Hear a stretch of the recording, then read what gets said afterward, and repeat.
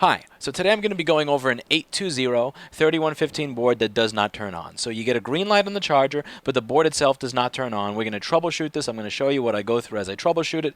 This is going to be a little bit more difficult than previous videos I've done for one reason. This whole microscope setup is not working the way it's supposed to. So I got rid of my cheapo microscope and got this $1,100 one with the camera and all that so that I could record these videos in real time. A lot of microscopes have that little USB camera, but that wouldn't allow me to record at the same time as the camcorder and narrate in real time. So I got this nice HDMI camera in the microscope. The problem is recently the lens, I could not get it to the point where it matches the focus of the eyepieces. I don't know if the trinocular part of the microscope's not working or the lens is not working or whatever. So the point is I can either see what I'm doing in the camera or I can see what I'm doing in the eyepieces, but I can't do both at the same time. And in order for you to watch what I'm doing, you would have to see, I would have to have this plugged in. So what I've done as a workaround is I'm ignoring the eyepieces altogether, and I have this camera plugged into an HDMI splitter, so it's going to the recording machine and also to my television. The reason this is a pain in the ass is because I'm used to doing this and soldering and actually looking at what I'm doing like this. I'm not used to this. That's just weird to me, and I also get a much smaller field of view through this camera lens than I actually do through the microscope. So I'm going to be working half blind here. And it's, one of the things, I spent about like $1,100 on this. This is not even with the other parts of the recording setup, just on this and this camera.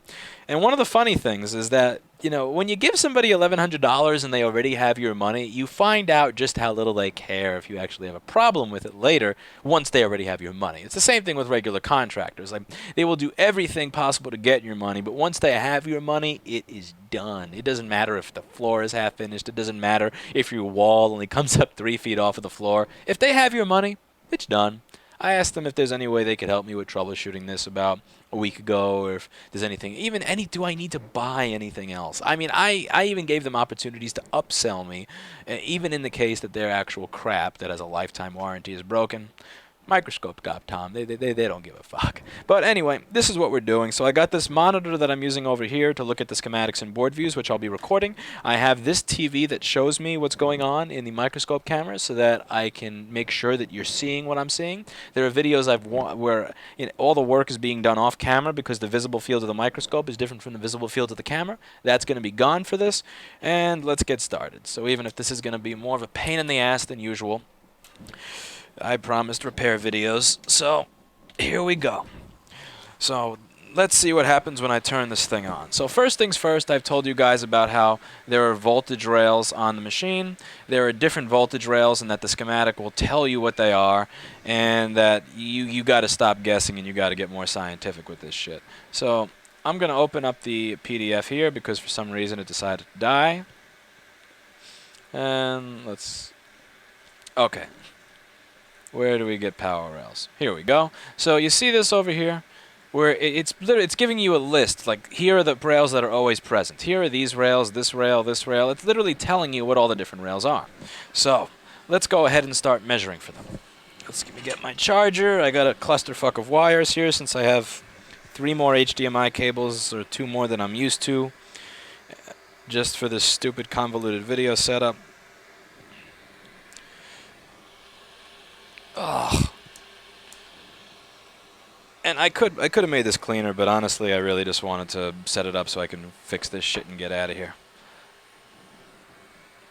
Just keep in mind, time that I spend setting up video stuff is time that I spend,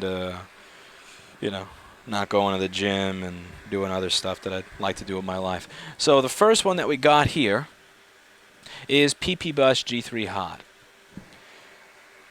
So as usual, the time that I spend, cleaning this up so that it looks neater for video and getting rid of these wires under my desk, that's time that I spend not living my life. So excuse me if this is not as clean as you would like it to be, because some of these videos have had trolling going, "Your desk is disgusting, blah, blah, blah," and yep, keep bitching. I'm sure that will encourage me to make more free tutorial videos. So let's start with the first rail here. So the first one is PP Bus G3 Hot, right? So we're going to take PP Bus G3 Hot, copy it. We're going to go to the board view software.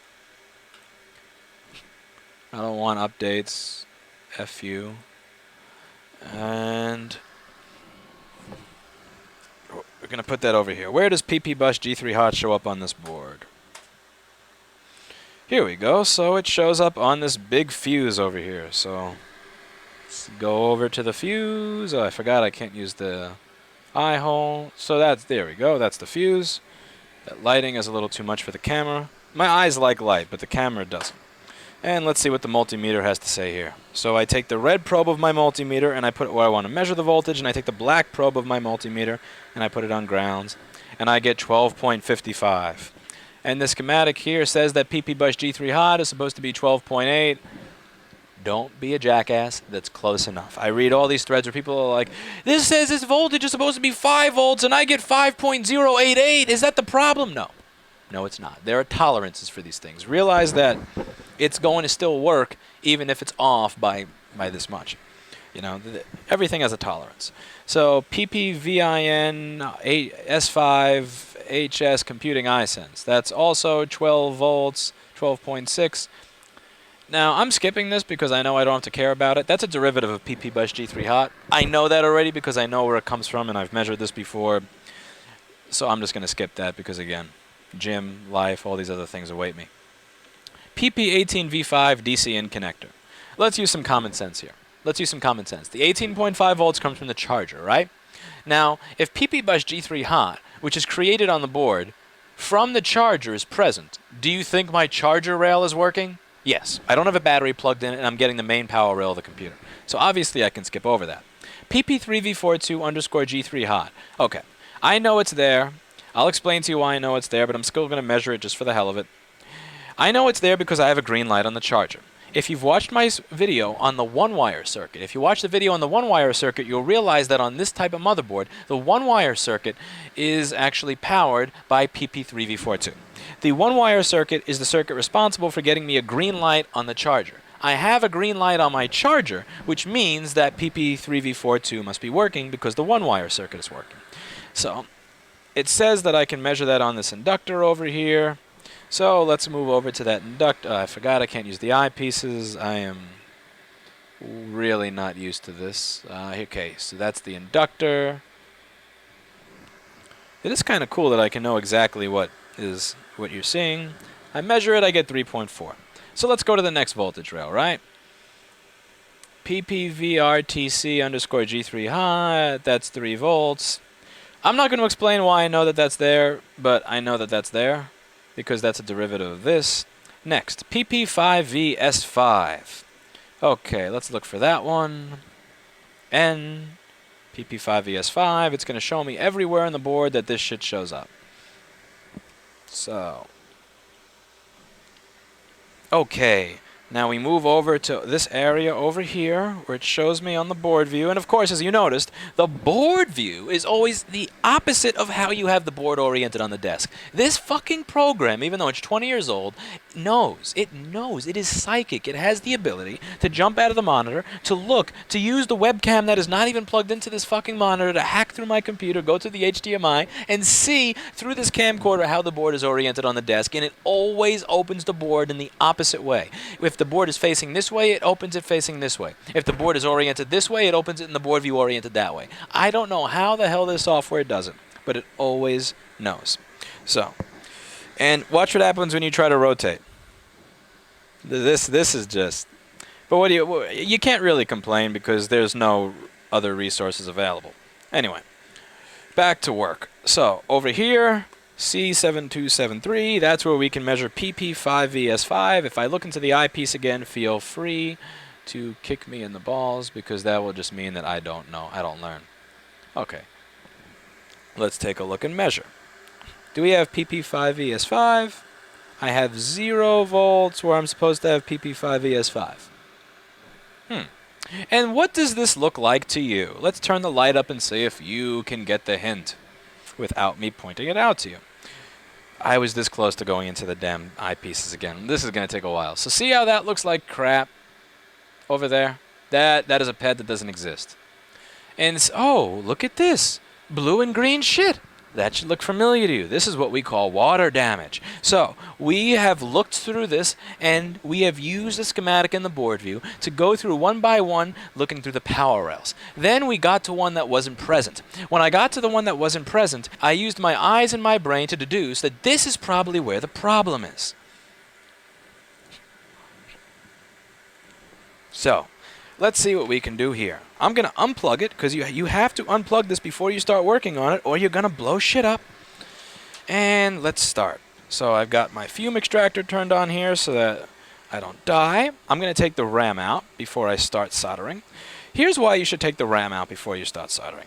Let me explain this. You see how this slot up here is through hole? So this is soldered using through hole soldering. Come on.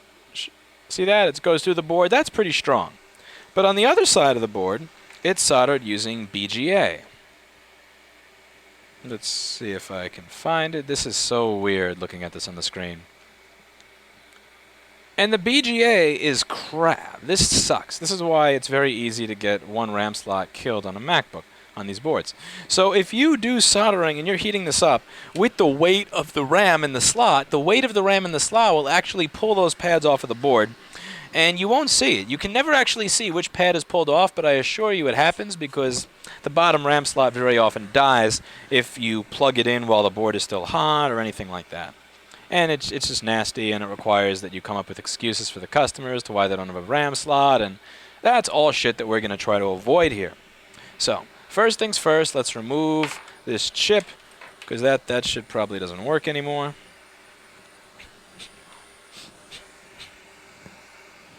I'm also going to remove the fan wire, because I don't want to burn it. Okay. Where were we here? Oh, this is going to take some real getting used to, man. You get so little field in this thing. Jesus. Oh, and not to mention how close this thing has to be. This has to be another inch and a half closer ever since this whole setup got fucked up. So, yeah, there's no... I know I can't expect to do this. I can't even do this. I got to try to solder like this. This sucks. I should just stop bitching since I know I'm going to fix this, and I know it's going to work afterwards, and at least there's money at the end of the pile. So as you can see, I squeeze with my tweezers too hard and actually just scratch the top of the chip, which I'd care about if this chip wasn't trash. But since the chip is trash, I can't really say that I care.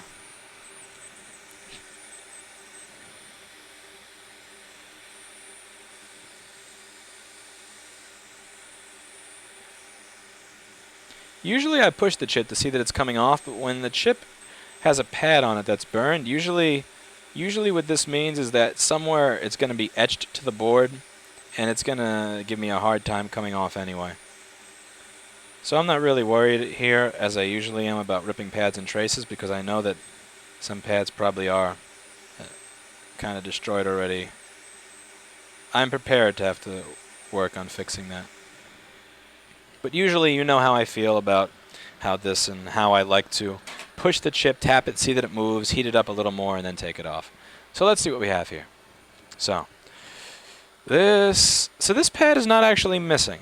Most likely the chip itself just got burned out in that area. So let's see what that pad is for, shall we? So that is PP bus S5 HS other I sense. So U7200 pin 16. U7200, come on, find it faster. This is what I got an SSD for. Okay, so pin 16. So that's VIN, PPVIN, S5, V, whatever that crap is. So watch what we're gonna do here. Let's see what that's. Let's see where else that's mentioned.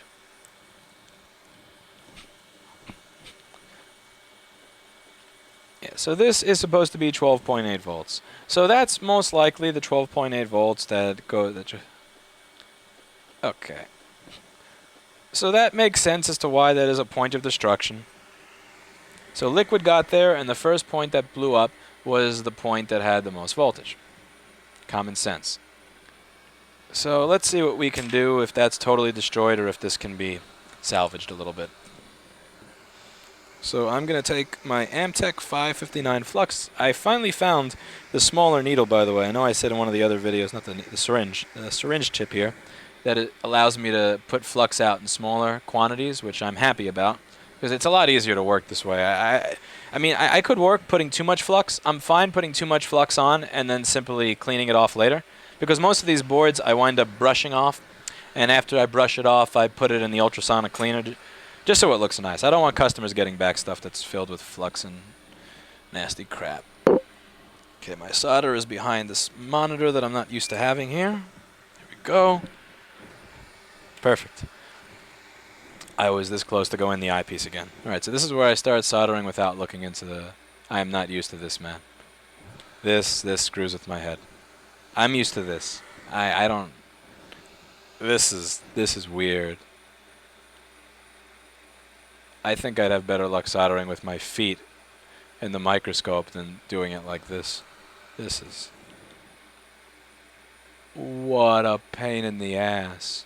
Okay. Let's see. So that is barely a pad anymore. That is what I would call a sad shit stain of a pad right here.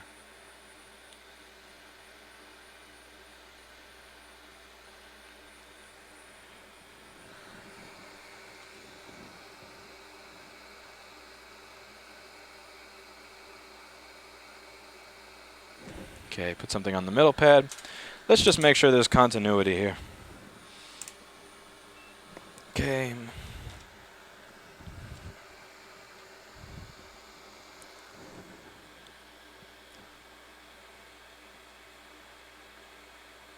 Got some nasty flux there. Let's poke through it. Whoa, that is nasty.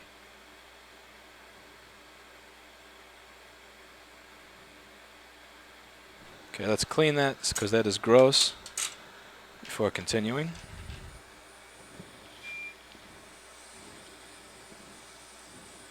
Shoo, go away.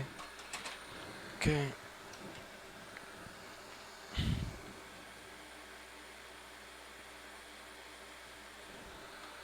I think my multimeter probes actually have some junk at the ends of them. Yeah, that's a hair on the end of my multimeter probe. The hell?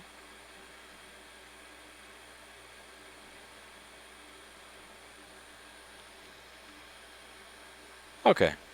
That is gone.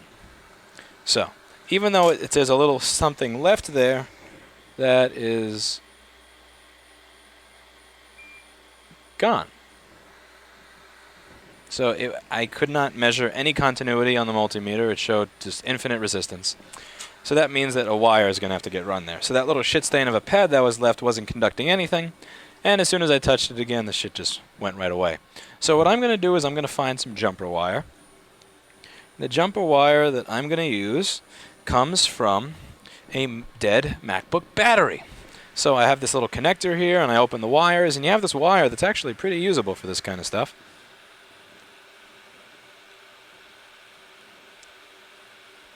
The only part that's going to suck is running this wire without having my usual microscope.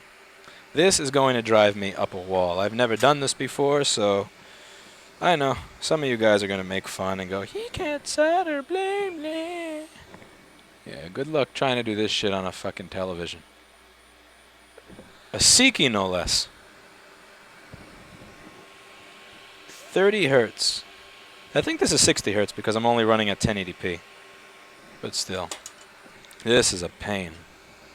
Like I keep going. I think I'm actually better off just doing this than I am looking up here because it's so confusing. It's not to scale. This is okay, so we're gonna have a wire going over here.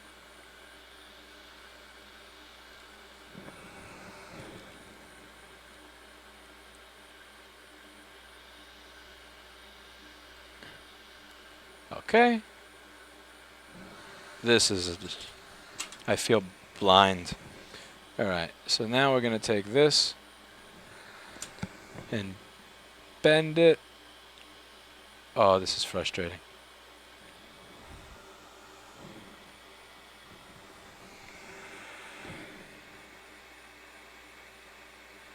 Mother...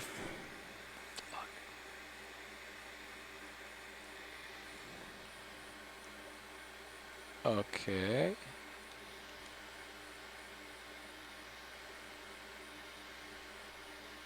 Dig in there. Now this wire on the other side, the excess. You know when you bend a paperclip too many times it breaks? Same thing here. We just bend it back and forth a few times, and what was once a very strong wire turns into complete shit. I like to use the properties about things that are usually annoying to my benefit whenever I can. Okay, we're gonna put a little bit of solder on the end of that wire.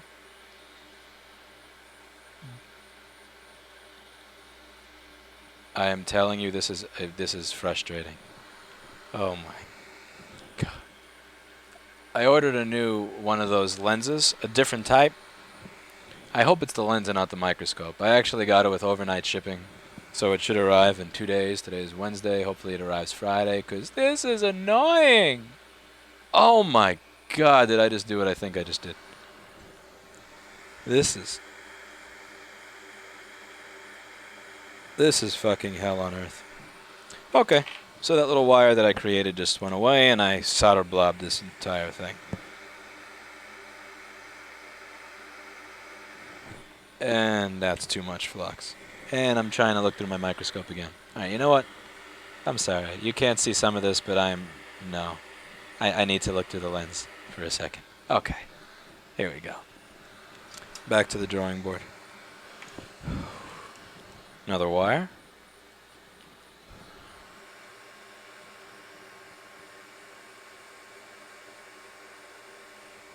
Same thing.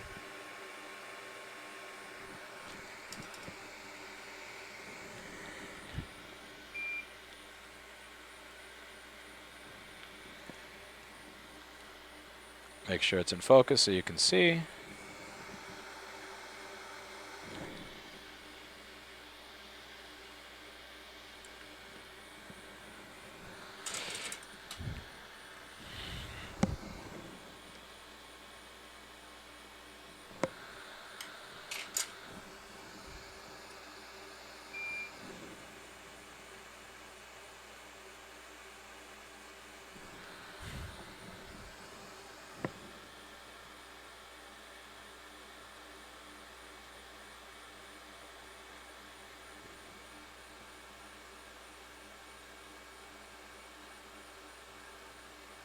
I know as soon as I get rid of that solder blob that the wire is going to run away.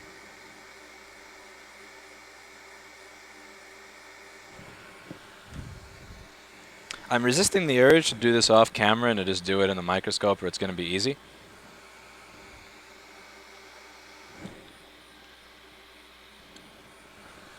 Although that urge is very tempting. Ugh.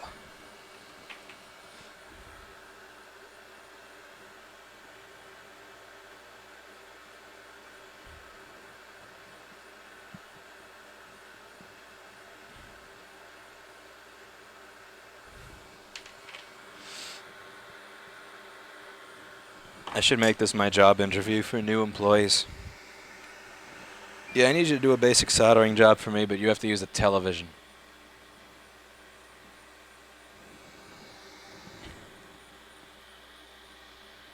Maybe it would be easy for them. Who knows? Maybe it's just terrible coordination on my part.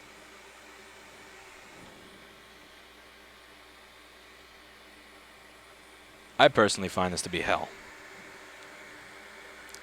Okay.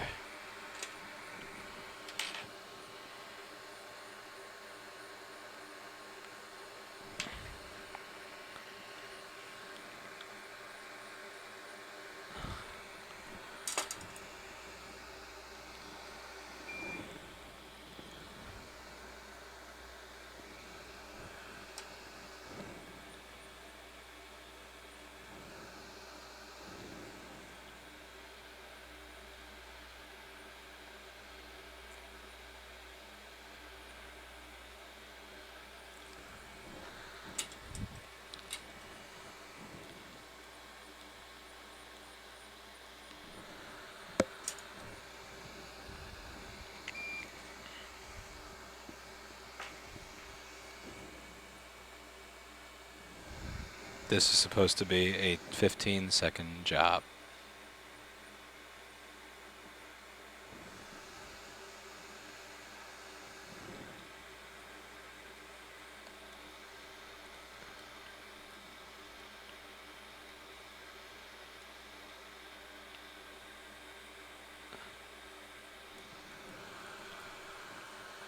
Jesus.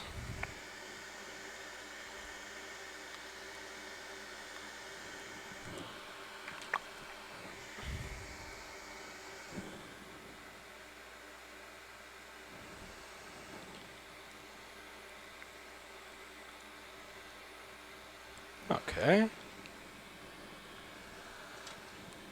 Now it's stayed put. Oh. Get rid of the excess wire. Okay, now time for a new chip. Where do I keep my TPS 51125s?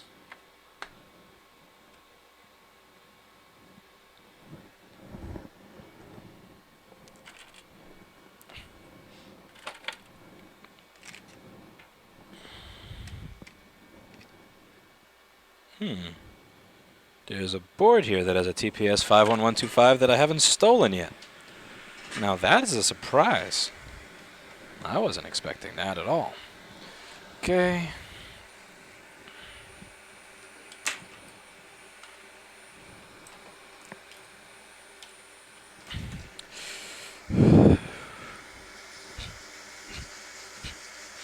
So I use a HAKKO A1130 nozzle on my FR801 rework station.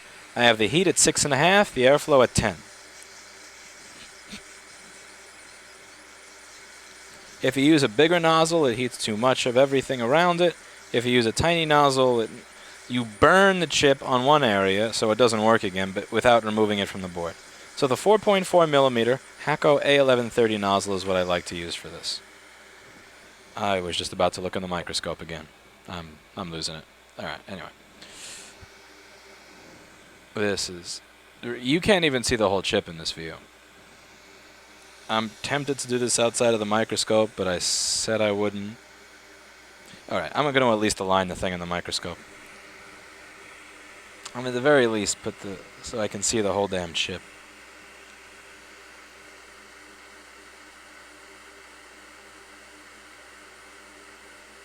At least somewhat proper. Okay.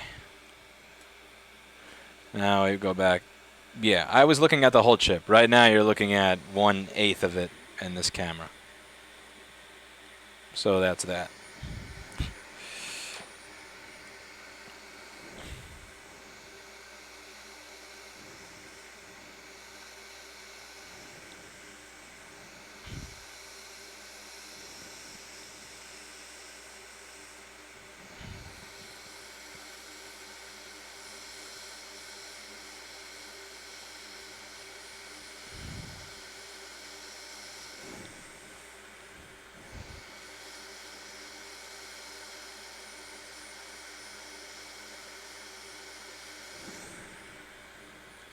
Okay, that is a complete clusterfuck, which is exactly what I expected.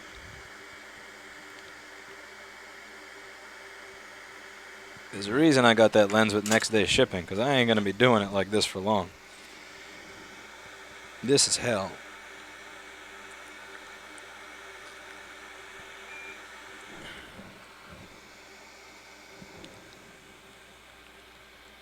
Alrighty. Get this up here. I don't like complaining constantly, but I honestly didn't think this would be this much of a bitch. I really thought this would be easier. If I knew it was going to be this much hell, I would have totally not put the camera up for this. Let's see if that thing's even attached now. Okay, is my wire attached?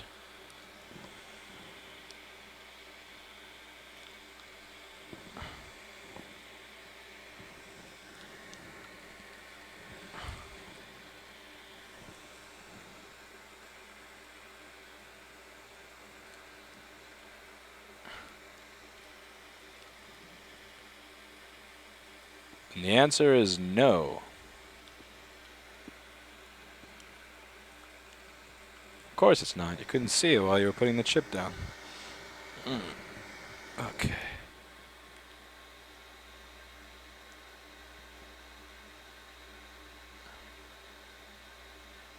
Okay.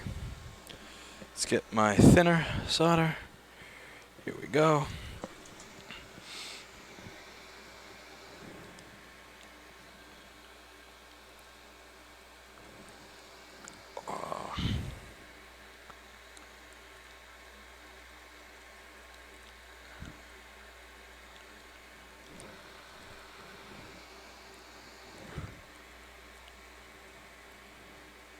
Okay.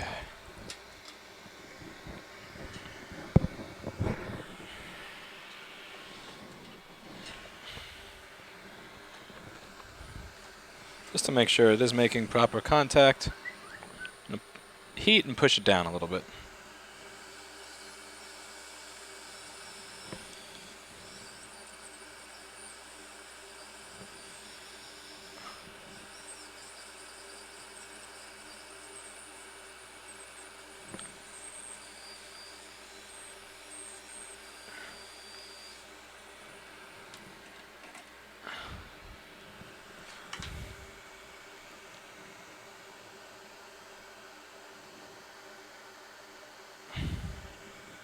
This reminds me of the soldering video I did where I actually had the camera on a tripod and I was using the camera's viewfinder for my work. That was a long time ago.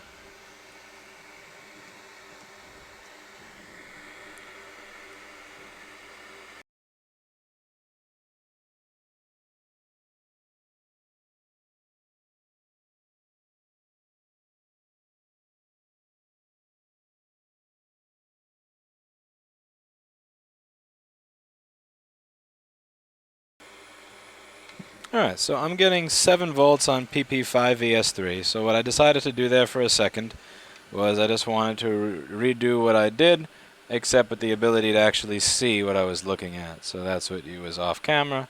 Nothing overly exciting. And I get something. I don't get 0 anymore, but I don't get what I want.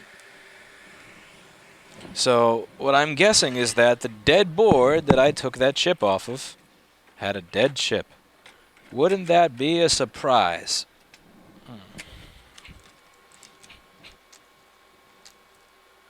Wouldn't that be something? Can you believe that the board that I decided to steal something from that was dead had a dead TPS 51125 on it? I can't imagine.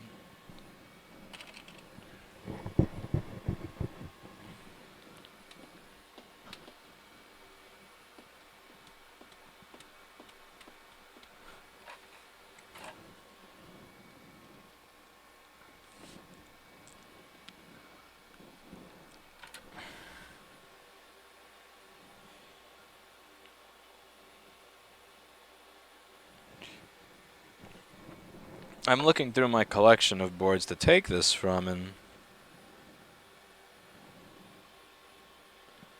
I don't like them in them very much.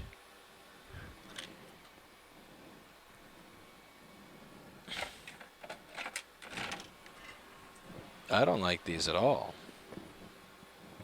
They're all disgusting. Yuck.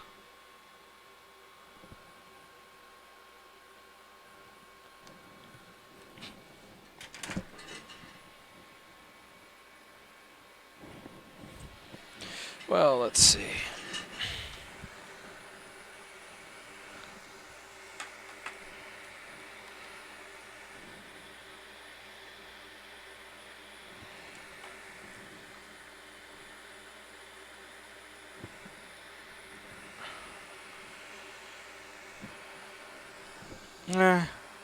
What are you gonna do? Can't cry over dead chips.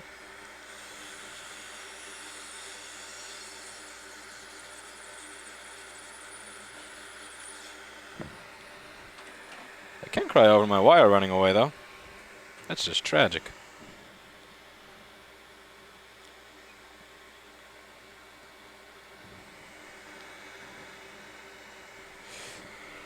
Sorry, people, gotta do that in the microscope.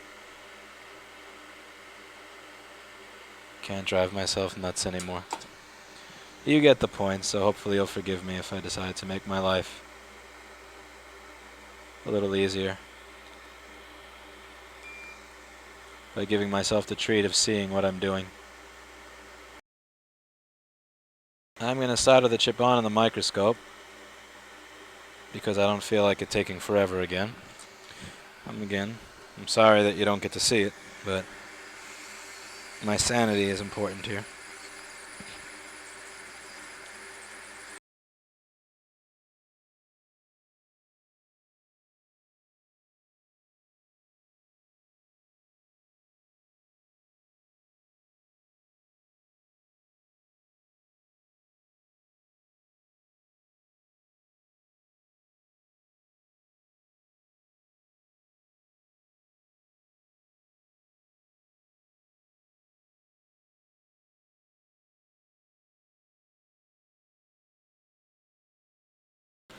Okay, now that that part is done, so I soldered on a new one. Sorry for doing it off camera. I just started losing patience for this.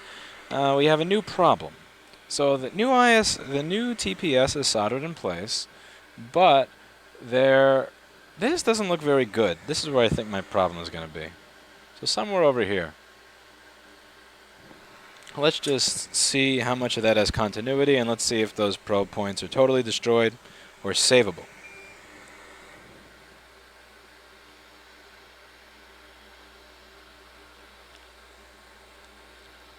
Let's see.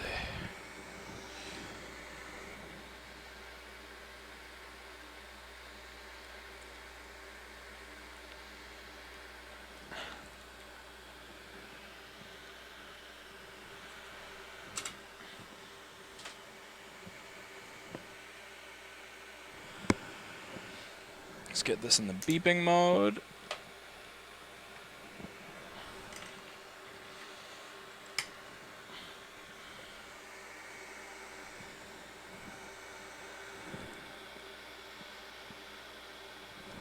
Also, let's just clean a little bit.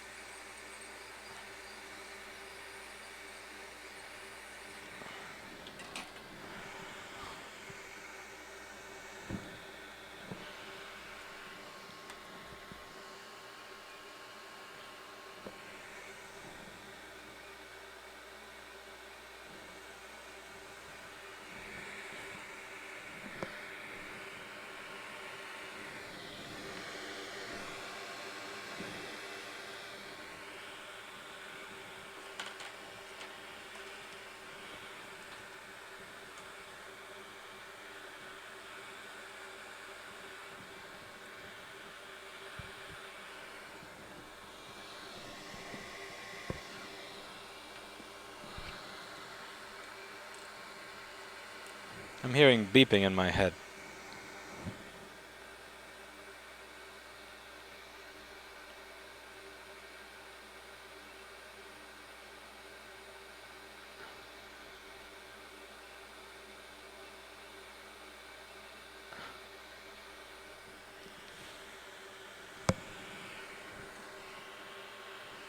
You're not supposed to hear beeping in your head.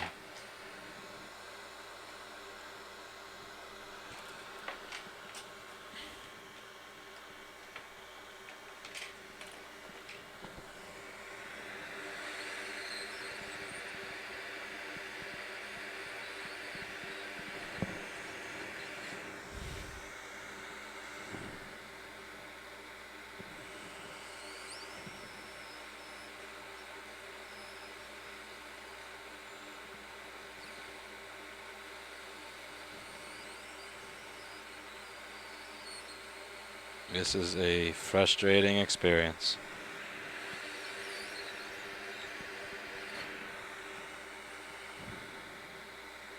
When you were a kid and your parents used to always say for anything that was annoying or irritating that it builds character? I'm here as an adult to tell you that that's not true. Annoying shit is just annoying shit.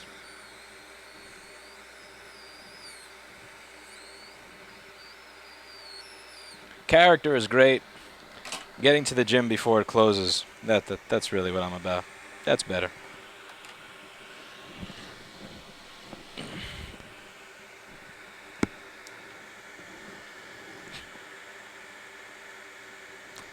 Finally. Okay. So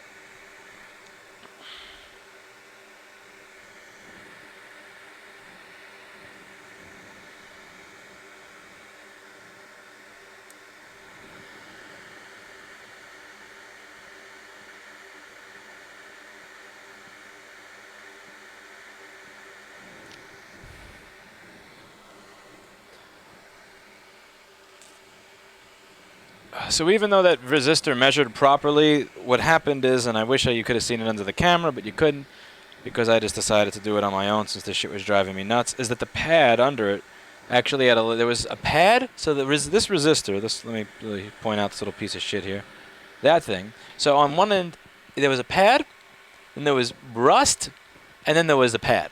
So there was actually a layer of crap under there that you couldn't see. So when you looked at it, it looked like that resistor was soldered to a pad, but that resistor had literally just a bunch of rust under it. So in addition to the chip being bad, it was also that feedback resistor. So let me show you what that thing does. So I have a fan spinning right now. Here, if you don't believe that is spinning, here, let me turn it off. See that? That's a fan that's not spinning. Dusty fan. It looks nasty under the microscope. Now it's a fan that is spinning. Let's point this crap out. R7260. So R7260 is right over here. So here's how this thing works. So Q7260 and Q7261, this is what's called a buck converter. So what this does is it takes the 12-volt rail and it turns it into a bunch of pulses of 12 volts. Those pulses of 12 volts, by using this inductor and these capacitors here, wind up getting smoothed into an even 5 volts. So you have 5 volts, you have 12 volts, then 0, 12 and 0, 12 and 0, 12 and 0, and when you average it out, you wind up getting 5. So right over here, where the pulses are occurring, there is a resistor in line with a capacitor. So you have R7260, then C7260. And it's giving some information back to the U7200. And if it doesn't get that information, it's not actually going to create 5 volts. So when all that's said and done, it works. So let's go over what we did here today. The first thing that I did is something I'm never going to do again, which is decide that I'm going to do a video without having a proper microscope. I like you guys. I want to do videos regularly for all of you. I like you. I want to do videos regularly for all of you, but no. This is a one-time thing, and I am never torturing myself by trying to solder into a television with 25% of my viewable space again. We went through the power rail, so PP-Bus G3 Hot was there, PP3V42 was there, and then we went to PP5ES5, and when we were supposed to have 5 volts, we noticed that we had 0. After that was done, we looked in the area of PP5ES5, and we saw, let's sew it on here, and we saw that there was some traces of liquid damage. So what we did is why does lint keep getting on the end of this? So what happened is we took a wire and we ran it from here to where the pad was missing under the chip, and we also replaced the chip responsible for PP5ES5 and PP5ES3. Then, after that was done and completed, after lots of cursing and misery, courtesy of the microscope setup, I noticed that it still wasn't working. So we're getting 5 volts, 0, 520, 520, it wasn't working. I took a closer look over here and I realized that in this section, that still kind of looks fucked up. It's just, it'll move itself into place once.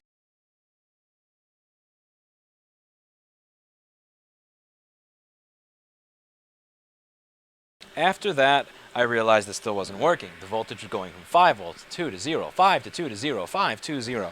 And that was happening because the resistors that I just showed you look very messed up, and there was actually rust sitting under the resistor where it was supposed to be. So I decided to replace what was in the circuit over here, which is a capacitor going to a resistor, and that is this.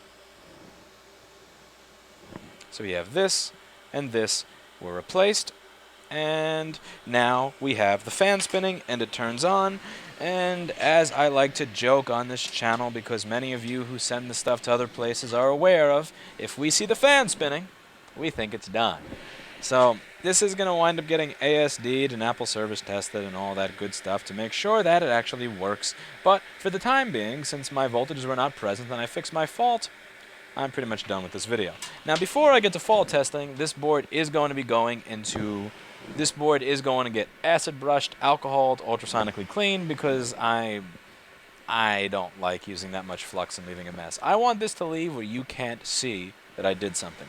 So after this is done, I'm actually going to cover it in a conformal coat pen. So after it goes to the ultrasonic and after it gets acid brushed and cleaned, I use this stuff called Circuit Works Overcoat Pen. They make it in different colors. You can get it in green, black, clear, and you put it over there. It covers the wire and insulates it from anything falling on it. You know, let's say you drop a little piece of metal in the board. You don't want a trace to be able to short to ground, and that wire is a trace at this point. And I want it to look like I wasn't there, ideally. Again, you got a lot of customers that go on and on going, are you voiding my Apple warranty? What are you doing to my Apple warranty? Honestly, I'm sodomizing and destroying your Apple warranty, but I do my best so that you really have to look for a while to figure out what I did. I may make messy wires for quick troubleshooting. I may make messy wires just to get an idea of what's going on. As I've stated in previous videos, I don't like going nuts with neatness before I know what the problem is. I give myself a certain amount of time to spend on each board. I want that time to be spent troubleshooting the problem. I don't want that time spent on arts and crafts. Once I know what's actually wrong, once I know I fixed it, by all means then I can put it into the pile of arts and crafts for cleaning, for making the wires look nice. But in the beginning, I just want to see that I solve the problem, because you don't want to waste time on rabbit holes. You don't want to waste time on a rabbit hole board, which is a board where you're just following a little rabbit to hell. Eli, the computer guy, has a great video on this, on the rabbit hole to hell, that all of you should watch. It's applicable to almost any business, and I should actually link to it here so that you can see it. And that's about it for today. So hopefully you learned something. Hopefully it wasn't frustrating watching me attempt to solder using a television. If you have any questions that are not dumb, post them in the comments, and I will do my best to get back to them as time permits. And have a good day.